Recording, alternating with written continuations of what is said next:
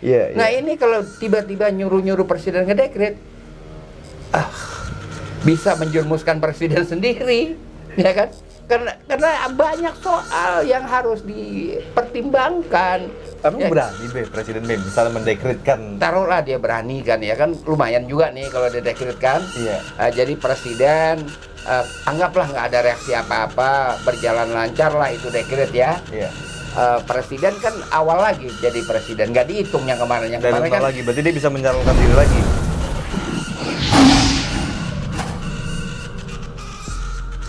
Ya, assalamualaikum warahmatullahi wabarakatuh teman-teman semua. Balik lagi bersama gue Faskur Semi di Macan Dialis. Nah, hari ini gue lagi sama Mbak Ridwan Saidi. Gue mau nanya sama Mbak B nih, ada fenomena menarik nih Be ya. Ini dengar katanya terindikasi bahwa Undang-Undang 45 yang diamandemenkan itu kemarin kan mau dikembalikan lagi nih Be. caranya. Nah itu dia, katanya caranya, mungkinkah ini caranya bisa pakai dekret lagi atau dengan pola yang biasa? Harusnya gimana ini, Be? Nggak, indikasinya memang ada orang mendorong ke arah sono. Gerakan sekelompok orang mengusung petisi agar presiden mendekretkan kembali ke Undang-Undang Dasar 45, itu maksudnya. Iya. Ini saya antara mau seneng atau mau sedih ini makanya harus konsultasi dulu nih sama Bapak Saidi ini kan. Karena apapun itu sebenarnya Be, kalau saya pribadi Undang-Undang 45 awalnya ini yang terbaik sih Be sebenarnya Be ya. Iya. Isinya karena Be sesuai dengan nilai luhur Pancasila kita semuanya. Iya. Tapi kalau toh memang ternyata misalnya gerakan itu ada, ini gimana seharusnya Be? Begini ya, itu situasi sekarang kalau mau didekretkan kembali ke Undang-Undang Dasar 45, persoalannya kita menjadi rumit ya kan. Ada persoalan dengan lembaga-lembaga yang sudah dibentuk berdasarkan Undang-Undang Dasar Perubahan, ya kan. Semua lembaga tinggi negara kan dibentuk berdasarkan Undang-Undang Perubahan. Kalau itu dibubarkan, itu kan menjadi chaos. Apakah partai-partai mau menerima begitu saja ya? Oke. Ya kan, kita jangan salah. Ketika dekret 59 itu sebenarnya situasi darurat karena kita sedang menghadapi pemberontakan PRRI Permesta. Pada masa itu. Iya, tertolong oleh keadaan darurat. Keadaan darurat itulah yang memungkinkan lahirnya dekret. Iya. Tapi dekret 59 itu juga harus pergi ke DPR. Iya. Agar diterima oleh DPR. MPR ya Be ya. MPR enggak, ke DPR, DPR saja. aja. Resolusi, karena itu pilihan rakyat. Nah, yang kalau sekarang, kalau benar ada sekelompok orang ya kan mengusung petisi, karena petisi itu udah ditawarkan ke sana kemari agar bukan Pasco yang dengar, saya juga dengar ya kan? Dengar juga. Ditawarkan ke sana kemari agar orang mau tanda tangan itu. Iya. Apakah cukup mewakili petisi itu cukup mewakili rakyat untuk kembali ke Undang-Undang 45? Soalnya bukan ansih kepada Undang-Undang Dasar 45 asli dari segi konten. Persoalannya bukan itu. Persoalannya adalah prosedur. Ini agak berbeda. Situasi 59 ketika dekret itu saya katakan darurat, masih ada pemberontakan. Permesta. PRRI Permesta dan ada pemberontakan DITII itu belum tuntas. Masih banyak keadaan di mana harus ada tindakan penyelamatan negara. Iya. Ya kan? Sekarang yang harus dilakukan kan tindakan penyelamatan ekonomi negara. Iya. Yang segera harus dilakukan. Iya. Bukan tindakan penyelamatan negara. Iya. Itu harus dibedakan. Iya. Dulu kan terancam keamanan nasional itu terancam, maka ada diberlakukanlah satu format hukum yang diberi nama dekret. Nah, balik lagi kepada itu Bung Karno lagi di Jepang waktu itu ya? Masih di Jepang, tapi kan Jenderal Nasution yang menyiapkan banyak hal. Nah, sekarang ini sekelompok orang dia baris ke istana, Pak, dekretin aja Pak. Ya nggak begitu dong prosedurnya, ya kan? Ya, yang pertama adalah harus dikaji dulu secara baik bagaimana peralihan itu, ya kan? Nah, kalau berkaitan dengan DPR hasil pemilihan umum tahun 55 Iya. kan baru dibubarkan tahun 60. 5 tahun. Jadi apa ini Periodisasinya, oke. virtue-nya, alur hukumnya diikuti. Iya. Oh berarti ini mulai dari nol lagi nih dong, Be? Ya kalau Kalau kayak misalnya gitu, gitu, Be. kalau tiba-tiba didekret ya kan, jangan salah dulu Presiden Abdurrahman Wahid juga kan jatuhnya karena berencana mau bikin dekret. Dekret membubarkan DPR kan itu waktu. Iya. Karena DPR dianggap merongrong presiden kan. Iya. Nggak jadi kan tuh dekret. Nggak jadi. Nah, apa ini mau diulangin lagi tragedi Presiden Abdurrahman Wahid? Iya. Ya kan? Iya. Kalau ini dicaplok ya kan, rombongan petisi ini kembali ke Undang-Undang 45. Iya. Jadi dagangannya itu bagus ya kan, kembali ke Undang-Undang 45. Bagus, Be. Bagus tuh dagangan. Tetapi kan ada prosedur. Ada cara membawanya. Dagangannya apa kita gendong di pinggang? Iya. Ya kan orang dagang kan? Iya. Apa kita jungjung? Ya kan? Ya kan? Apa kita teng-teng? Iya. Macam-macam. Apa kita gelar? Iya. Kan ada caranya. Iya. Nah ini kalau tiba-tiba nyuruh-nyuruh presiden ngedekret, bisa menjerumuskan presiden sendiri, ya kan? Karena banyak soal yang harus dipertimbangkan. Tapi Ya, berani, Be, Presiden Be, misalnya mendekretkan. taruhlah dia berani kan ya kan, lumayan juga nih kalau dia dekretkan. Iya. Jadi presiden anggaplah nggak ada reaksi apa-apa, berjalan lancar lah itu dekret ya. Iya. Presiden kan awal lagi jadi presiden, nggak dihitung yang kemarin Dari nol kan. lagi, berarti dia bisa mencalonkan diri lagi. Tapi dipilih MPR dong kan, Be? Iya kan MPR-nya belum ada, dia dong langsung presiden. Iya. Ya kan? Iya. 5 tahun. 5 tahun Kan lagi. bisa 5 tahun lagi kan gitu. Iya. Nggak ada batasan. Kalau Undang-Undang 45 yang menyangkut masa jabatan presiden nggak dirubah. Oke. Karena itu ada yang perlu dibereskan dulu sebelum kita menyatakan kembali ke Undang-Undang 45. Yang pertama adalah yang menyangkut klausul MPR mengenai golongan daerah, pengangkatan golongan daerah, pengangkatan golongan fungsional. Kan harus dirumuskan golongan fungsional itu apa, golongan daerah itu apa. Kan nggak bisa kita segampang itu. Lalu kita rumuskan lagi mengenai masa jabatan presiden, kan begitu. Lalu harus didudukan lagi, ya kan? Kita mengatakan negara berdasar Pancasila, tapi secara konstitusional pasal 29 mengatakan negara berdasar ketuhanan yang Maha Esa. Bagaimana? Iya. Kalau kembali ke Undang-Undang 45 ini tidak boleh dirubah, ya kan? Mau bikin penjelasan, nggak bisa. Penjelasan Undang-Undang Dasar 45 asli tetap berduduk di lembaran negara, tetap. Iya. Jadi oleh pihak pencatat lembaran negara itu ketika Undang-Undang 45 perubahan mau didaftarkan ditolak. Yang didaftar cuma pembukaan, Iya. didaftar, dan penjelasan. Iya. Penjelasan tidak berlaku. Nah, berarti apa penjelasan mau dirubah nggak boleh. Itu kan bagian yang nggak bisa dipisahkan dengan batang tubuh. Iya. Itu. Jadi nggak sederhana itu. Yang kan dituntut juga sama Zul kan BNIB ya, mengenai amandemen ini, Be. Bukan.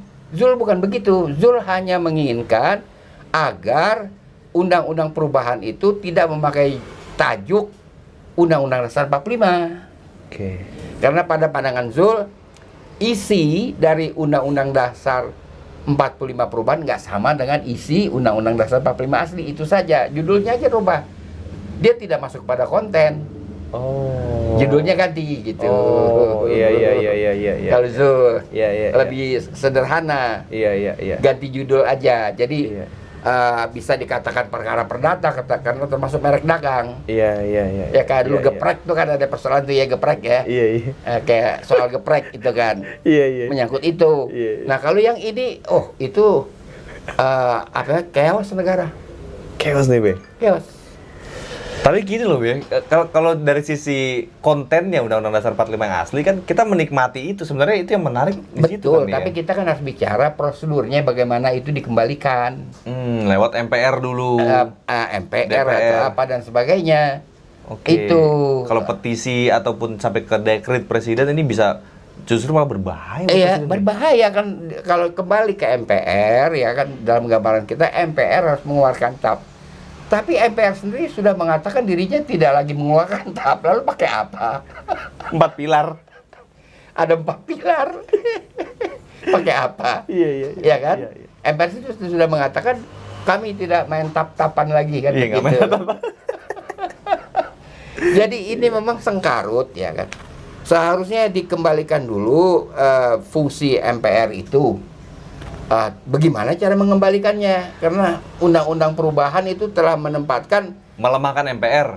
Iya, sejajar dia dengan DPR, dengan DPD, dan sebagainya. Iya. Jadi otomatis tidak bisa dia mengembalikan Undang-Undang 45 ke awal juga dong, Be. Ya tidak semudah itu, karena itu tolong pikir baik-baik, ya kan? Jangan berpikir pendek, ya kan? Jangan sumbu pendek lah dalam berpikir itu. Berpikir panjang dan melihat dari berbagai dimensinya. Bukan saya tidak setuju kembali ke Undang-Undang 45, tapi ada prosedur yang harus dibereskan.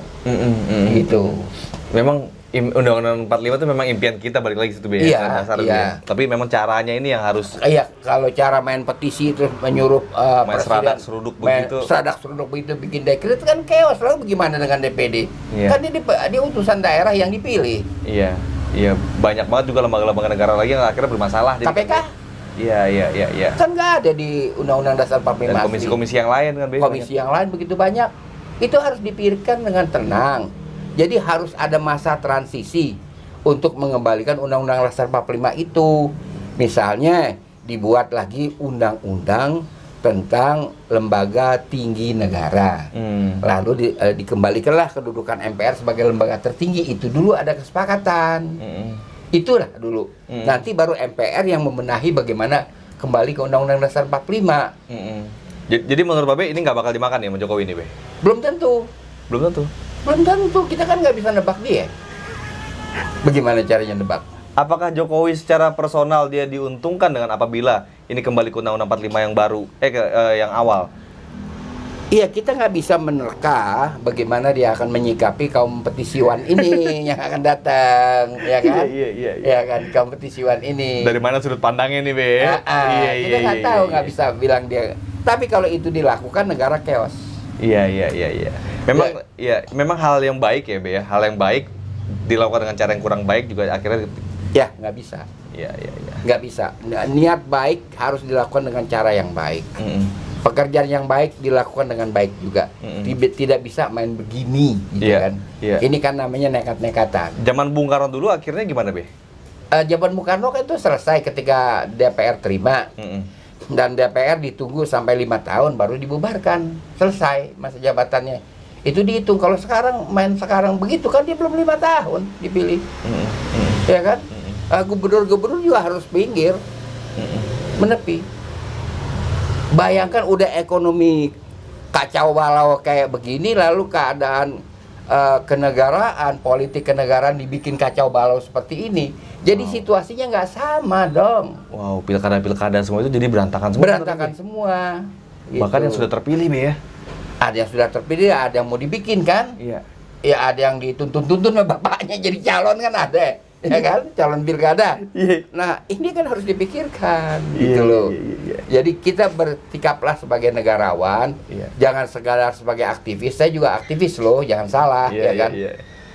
Saya punya riwayat hidup lebih banyak sebagai aktivis, ya kan? Itu berpikirlah sebagai negarawan. Secara bijak. Apa akibatnya kalau presiden disuruh mendekret kembali ke Undang-Undang 45 minggu ini? Wow, dampaknya luar biasa. Minggu ini rencana itu. Iya kan, kayaknya itu petisi kan lagi digerakkan bergulir-gulir. Wow. Begitu.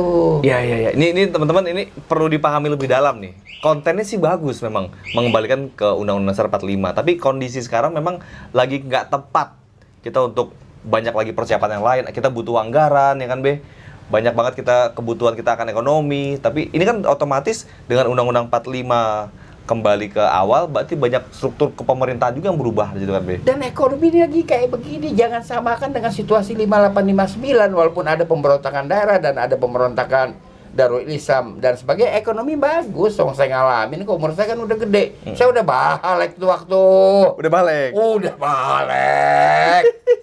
balik saya. Maka inilah kita mesti tanya ke Babe nih gini-ginian karena beliau kan pengalaman politiknya jauh luar biasa. Udah menerjang seluruh ombak dan badai. Iya. Sampai dilemparin tai dulu rumahnya kata Babe ceritanya. Bener kata Babe? Tapi gak apa-apa, itu rahasia sedikit aja gue ungkap apa-apa, tapi yang lainnya jangan. Coba teman-teman tulis di kolom komentar bagaimana tanggapan kalian mengenai kondisi ini. Apakah betul itu akan muncul gerakan ini? Kalau toh muncul, bagaimana tanggapan kalian? Tepat atau tidak? Tulis di kolom komentar ya. Jangan lupa pastiin lu udah sebarkan video ini ke seluruh sosial media kalian, karena ini perlu pandangan kalian seperti apa kondisi bangsa ini, karena nasib bangsa ini, nasib kita semua tergantung pemimpinnya nanti kayak gimana. Ini kan ibaratnya kita ada menghadapi kawan kita lagi sakaratil maut, ya kan? Dia udah mesen sama bininya supaya begini begitu. Dia udah mesen sama anak-anaknya supaya begini begitu. Ngomongnya belum habis dicekek. Padahal ditunggu entaran juga dia mati, ya kan? Dia udah ngabisin, kata orang Betawi, udah ngabisin kata-katanya udah ketahuan kan? Dicekek. Coba teman-teman tulis di kolom komentar ya. Jangan lupa pasti lu udah sebarkan video ini di sosial media kalian. Semoga ini bermanfaat. Semoga gerakan itu mengerti lah gitu. Kan dia udah pada dewasa. Iya, karena jiwa aktivis juga harus ada jiwa kenegaraan ya kan. Iya dong. Iya. Harus. Jangan sampai korban lagi bangsa kita nanti, Iya, jangan negara udah begini dikajak. Kayak tadi lah orang sakaratil dicekek. Yang bayangin aja. Jangan lupa pastiin lu udah subscribe channelnya, klik tombol loncengnya biar lo terus update di Macan Dialis. Assalamualaikum warahmatullahi wabarakatuh. Waalaikumsalam.